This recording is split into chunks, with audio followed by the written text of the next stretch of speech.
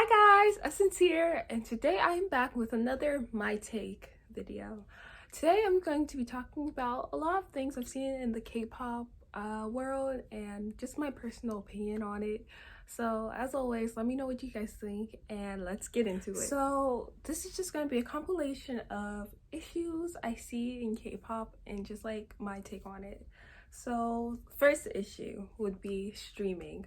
Streaming is something that is helpful to both the artist and the company, and fandoms have started taking streaming more seriously as YouTube has become a more popular platform and social media has started to be used by K-pop idols more, and K-pop companies have been really learning how to use social media to enhance their artists' like streaming numbers and popularity. So the problem that I see with streaming is that too many people try to force other fans to stream. The thing about streaming is, yes, it's important, and yes, it does help your idol or the artist, but the thing is, people do have lives outside of K-pop, and so when you tell someone they're not a real fan if they don't stream a music video or don't stream an album, then I think that's a very harmful thing in the world of K-pop. I think people have become really obsessed with streaming rather than enjoying the music. And like, if you stream because you literally can't stop replaying a song and you know you want to do this to help the artist and you have time to stream, then by all means, you should be able to stream away. I'll never forget when BTS dropped DNA, I was there streaming it. But as I've gotten older, I've entered college, I've realized I just don't have the time to stream music videos. And I think that people should stop like forcing fans to feel as though if they don't stream that they are a bad fan, because people obviously have lives outside of K-pop. So the problem with streaming is that too many fans feel forced to stream, and it can lead to like an unhealthy lifestyle, you know? But yeah, that's my take on streaming. So the next problem I see with K-pop is being a multi-fan. So there's no problem with being a multi-fan. I'm a multi-fan. I stand so many groups, like it's crazy. Can't even list them all. You can see some of them on my back wall. But like the thing is, I feel like people think you're a fake fan if you are a multi-fan. The problem with being a multi-fan is that because you stand so many groups, you may not always see what's happening in one fandom because you always have other fandoms like on your timeline or like on your like, you know, in your stream. So to be called a fake fan because you stand more than one group, I think is something really weird and hurtful for people to say. It's like just a music genre, you can listen to as many people as you want to and there's no issue with it. Another a problem with being a multi-fan is you have to make sure you treat all your groups equally. Like the thing with people who stand BTS and other groups I've seen is that they may not see the problem the way BTS gets hate from other groups fandoms, but they always see the hate that the BTS fans into other group fandoms, you know? Just like, that's just an example of what I seem to see on my timeline when people have problems with multi-fans. So as a multi-fan, you should be allowed, I also think you should be allowed to stand multiple groups without feeling pressure that you're not giving one group enough attention as well. Like when you stand multiple groups, sometimes some of your groups won't be getting as much as your attention.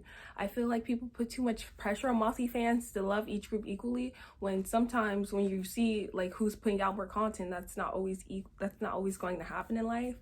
So I just think people give multi-fans too much hate and treat them pretty badly just because they stand multiple groups.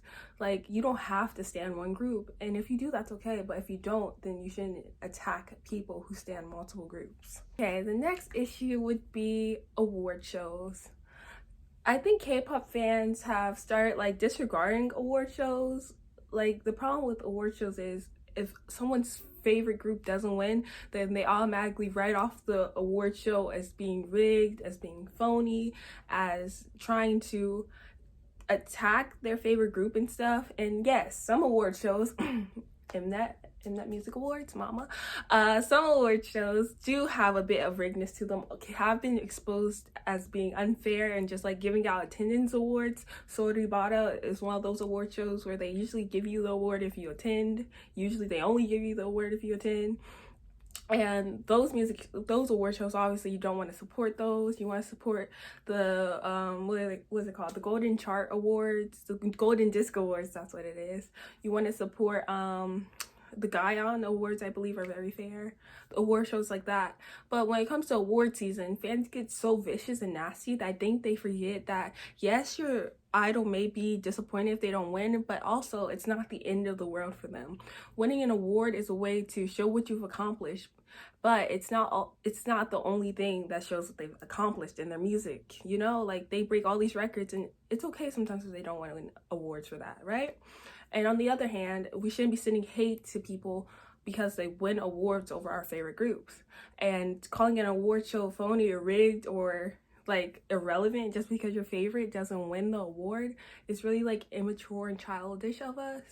So I believe K-pop fans need to work on that, because these award shows have been established for years and they're not just now becoming rigged. If they were rigged, they probably have always been like that. So here's that. So this is a hot topic. This is a really hot topic. But I would like to say K-pop fans, another big issue with K-pop fans is the fact that they lack sympathy towards people who aren't their own idols. I'm not saying all K-pop fans are like this, but a lot of them are. When you call out things like cultural appropriation of Mexican culture, Black culture, Indian culture, K-pop fans are very quick to try to okie doke their way out of things, try to cover up for idols, make excuses for them, come and defend them, trend hashtags, hashtag we love you, hashtag best boy, hashtag best girl, hashtag sunshine. But they really tend to disregard the feelings of the fans who have been offended or hurt a lot. And I just think that K-pop fans lack sympathy towards people who aren't their own idols. Yes, it's okay to love an idol.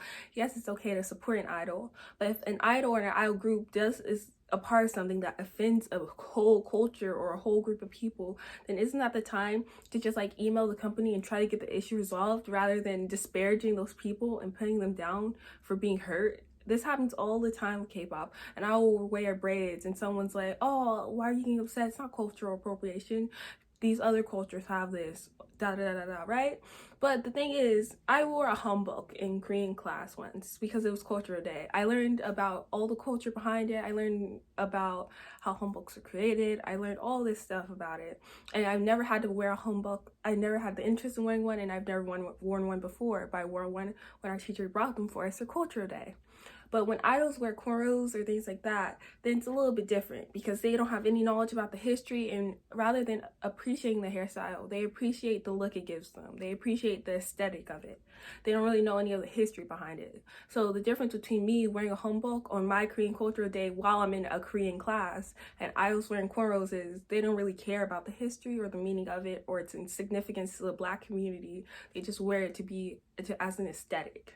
And that's why I don't understand why K-pop fans jump through hoops and loops whenever an idol offends any other culture, not even just Black culture. They jump through so many hoops and holes just to defend them, rather than, you know, sticking up for the people that actually got hurt by this. And I just believe K-pop fans can use a little more sympathy towards other people, because having a cultish mindset of my idol can do no wrong is so toxic, and it can lead to so many bad behaviors in the future. And I just don't like the way K-pop is going in that sort of direction. Okay guys, so those are the main problems that I see in K-pop right now, and my main problems with K-pop fans. Like, I'm sure there's more that I couldn't think of. So let me know if you guys have any problems with K-pop or any problems you have with K-pop fans in the comments down below. And let me know what you guys thought of what I said. I'll make another video soon. Make sure you like this video, comment down below, subscribe and share, and thank you for watching. Stay tuned for more. Bye.